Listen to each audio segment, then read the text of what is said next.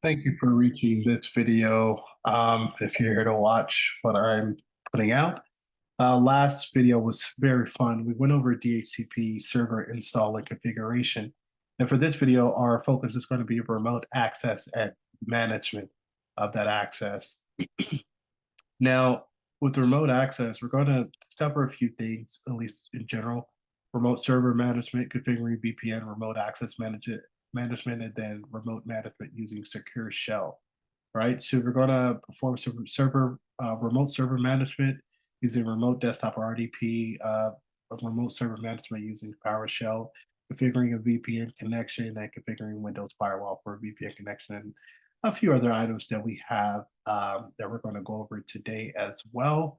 But first, what we're going to do is go over remote server management. Now, servers are typically located in the data center, right? That needs to be accessible remotely to be able to manage and maintain these servers. Different OSs have different ways of remote management. So what we're going to do first is actually add a server for remote management to maintain and manage a server remotely. It needs to be added to remote management console in the server manager application. So we're going to get everything up and running so we can get started.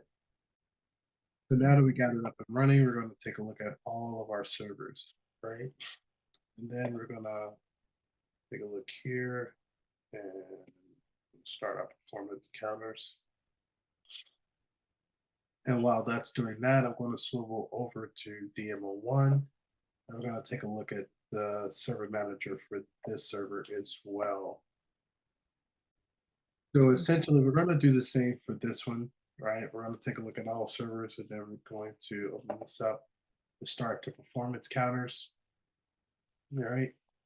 And now for DC, we're actually going to take a look at our command prompt. Go run as admin.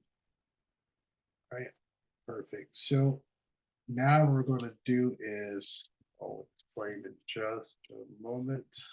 I'm going to make sure I get this correct here.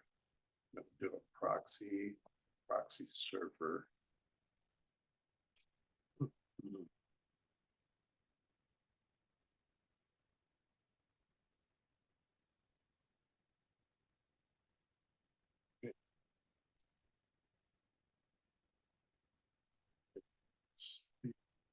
Whoa.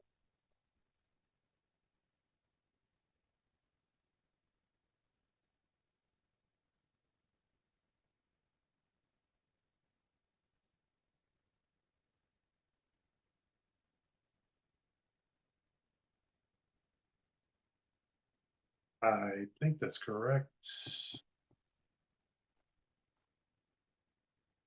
There we go. All right, perfect. So by executing this command, a proxy server is set, and the domain is actually added to bypass the proxy server on the local network. Now, in a production environment, this is needed to avoid any errors with name resolution, right? So let's actually minimize this so we can be back here. And let's see. Let's do this here. We're going to add a server. All right, and let's see.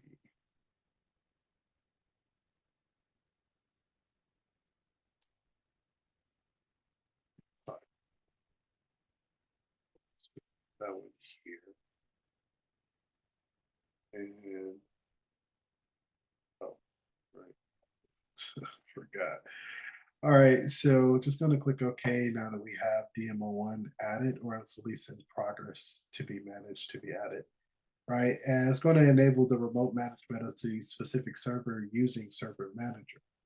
Right, let's actually it's quite a while.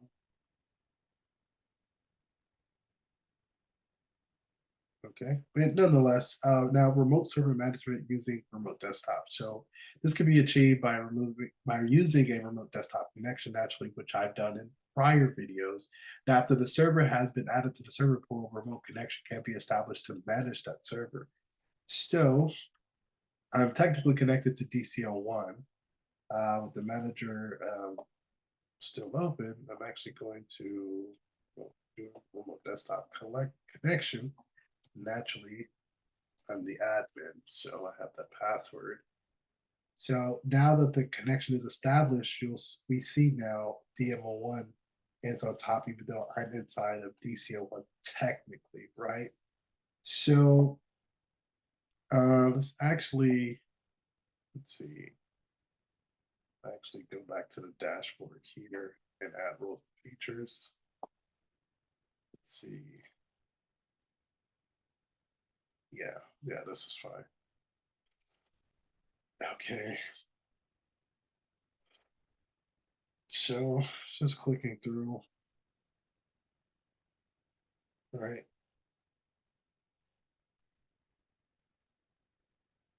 Let's see.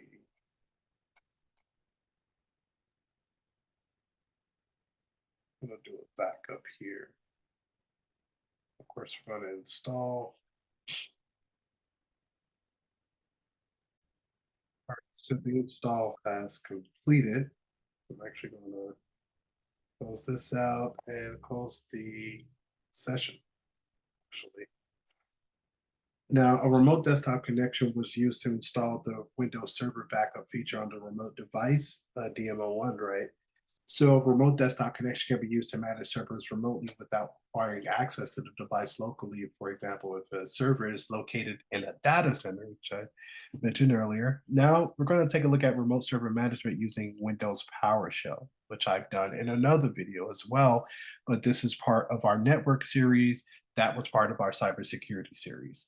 Now, now I'm going to let's see. So all of the servers, at least the one that I wanted, are here, right? So let's actually take a look at PowerShell here. All right, and I'm going to use some familiar commands that I've again used before.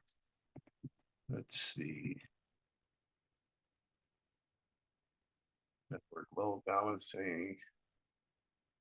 I'm going to include all the sure. I want to include the management tools.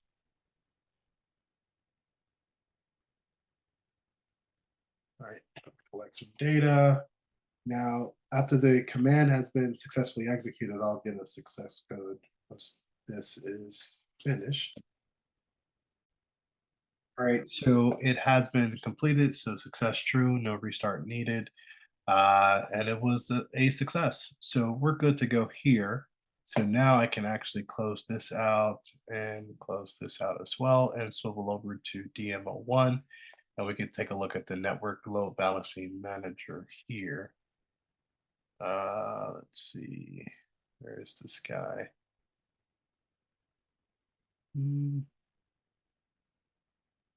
Let's see.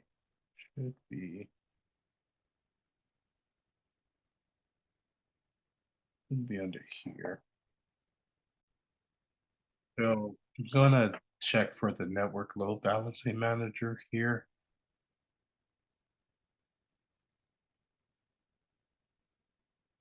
Uh, so it was installed remotely using the PowerShell. Now, by connecting to the device via PowerShell, the device can be successfully managed remotely. So now that I see the balancing manager, I'm just going to close this out. All right, and there is also for remote device management to ensure the security of the connection of remotely managed devices. There's a couple different mechanisms that can be implemented through remote desktop gateway, virtual network computing, and also the virtual desktop. Now, what we're going to get into now is configuring the VPN remote access management.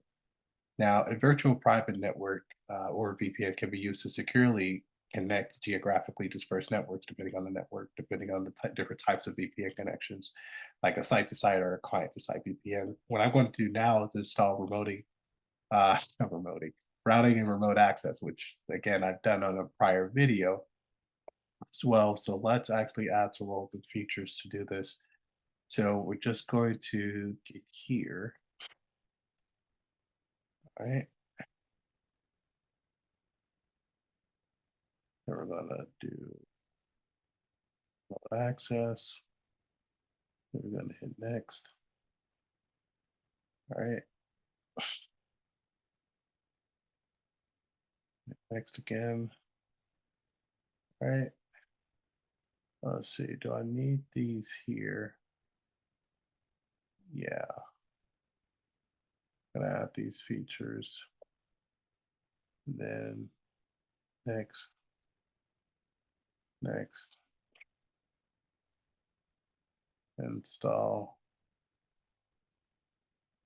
All right.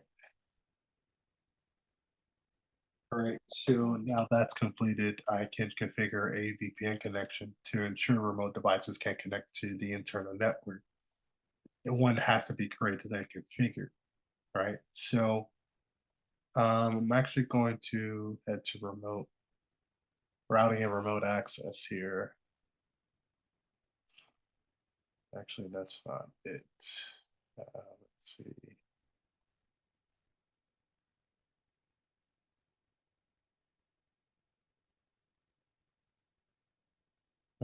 Okay.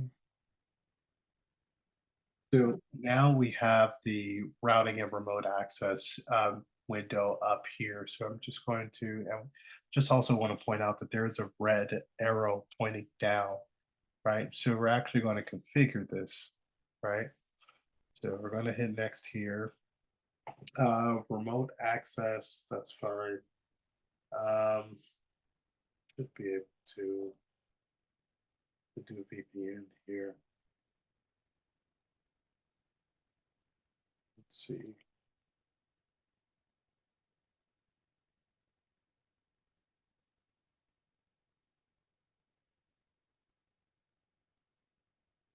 We don't definitely, we do not do dial up. Let's see. All right, so we finally got the VPN checked off, right? And let's just do just regular Ethernet. Let's check that. We won't be needing that. And let's check just 3, right? And from a specified range, right? It's good. Let's do a new, right? So we're going to do naturally. There we go. Then we want to end it at here. We want to click OK. Of course, we want to go to the next one here. All right, and yeah, that's fine. All right, now we can do finish. Right, that's fine. Okay.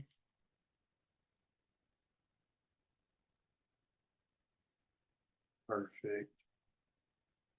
All right, so now let's take a look at properties for our ports, right? And let's actually take a look at here, figure. Let's actually enter this phone number here.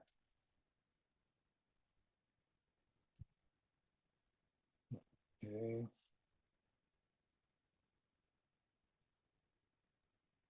All right, so we got 2 numbers there.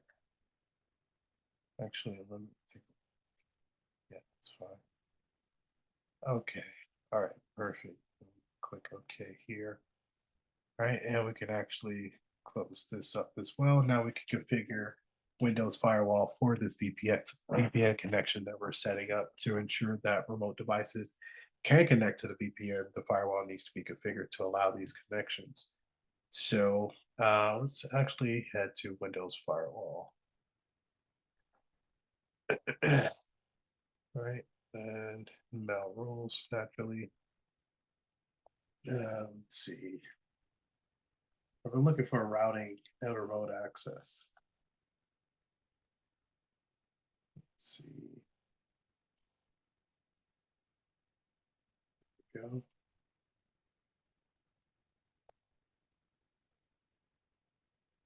Just do that here. So they're all actually,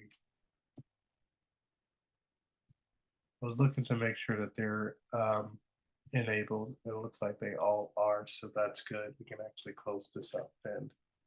And now we can actually take a look into granting a user VPN access, right? That needs to be given to establish the connection, right? So going to swivel over to DCO1 and let's take a look here. our active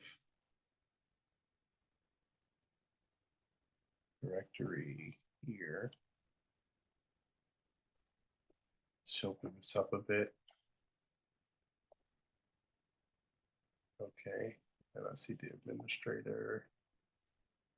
Take a look at the properties here, see what's going on there. All right. Without access here. Okay. Oh, well, it's super slow. A special consideration needs to be given when allocating users access to connect to a VPN connection. Just wanted to point that out. Now we're just going to verify that connection. So I'm actually going to connect here. Um, actually, let me sign out.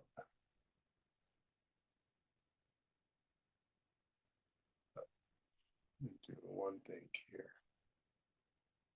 Sign out.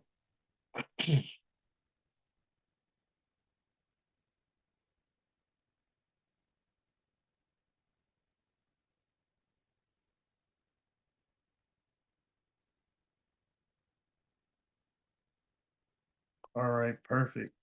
So we're in. So that's a good sign. So let's actually take a look at our settings. Actually, network and internet, our VPN, and then we want to add a connection. All right, so of course built in, connection name. Let's see here.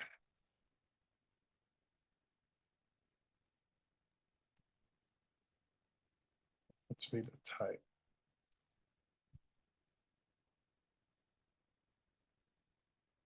Username.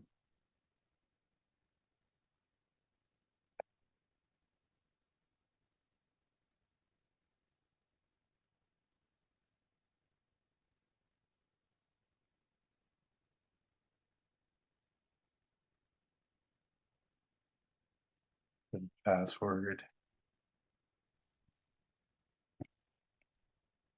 Okay, and we want to save, of course. All right, and then we actually want to do that, and then hit connect. Yes.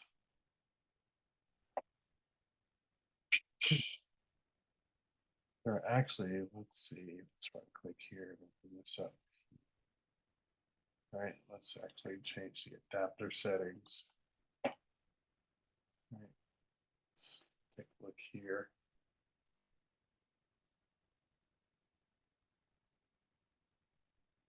Okay, and it not really up here for me. Let's look at the properties and the details. That's what I really want to see.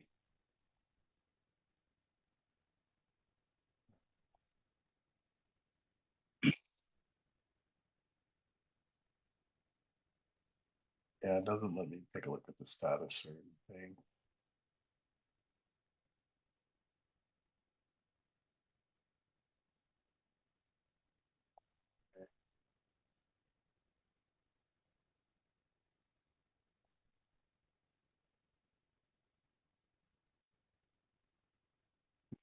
But you didn't ask me for one.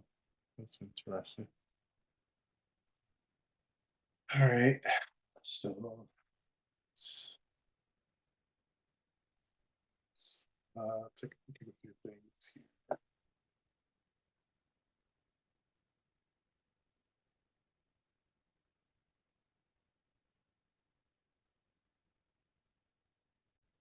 So I got it all situated, and now we can see the details for the practice lab VPN, right? And a successful VPN connection has been established between the devices, and the Web01 device is located on a different subnet and connected to other devices using a router. Now, in a real world scenario, the public IP address of the VPN server would be used to establish the connection, right? So there's different VPN connection methods, right, that could be used by clients to access resources located in a corporate network.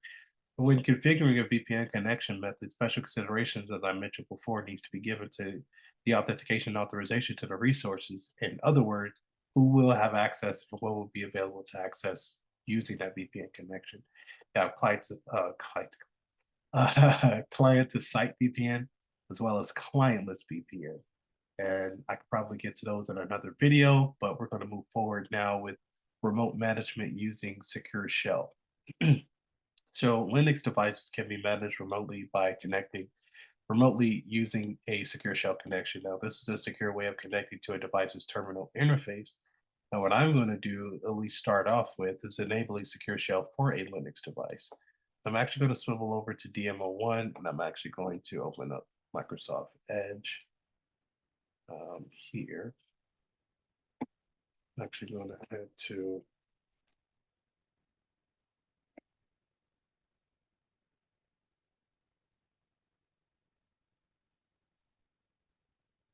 okay, give me a warning. Yep, that's fine.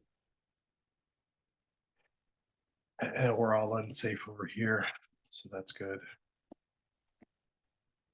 All right. And let's take a look at here. All right, so let's take a look at a few things. Right. So I was going to scroll down and I want to enable the secure shell here. Oh, sorry. It's already established. All right, perfect. So you can just hit save just for the sake of hitting save, and I can close the Edge browser. Now I'm going to establish the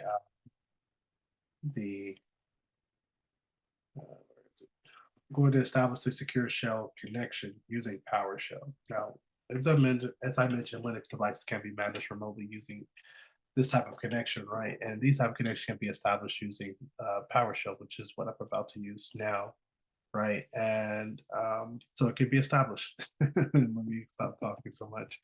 All right, so let's do, here we go again. All right, let's do that.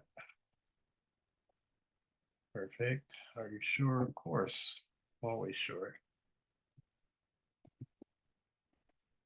Okay, perfect. And we want to do option 8 like before, right? And we want to list these here. So it's just now the session has been established by using the PowerShell. Now by connecting this way, the device can be remotely managed without installing a third-party app on the Windows Server device. But nevertheless, I'm going to exit out of here. And exit out of here is actually, no, I'm going to do it the proper way with the 0. But nonetheless, this brings us to the end of the video. We did it for a few things. Just for a brief recap, we did some remote server management. We configured VPN remote access management. We did some remote management using Secure Shell as well, configuring a VPN connection, configuring Windows Firewall for that connection, granting user VPN access, enabling Secure Shell for Linux, and so on and so forth. This was definitely a lot of fun. The next one is going to be even more fun, where we actually do some load balancing and nick teaming. Can't wait to see you there. Stay curious, stay secure.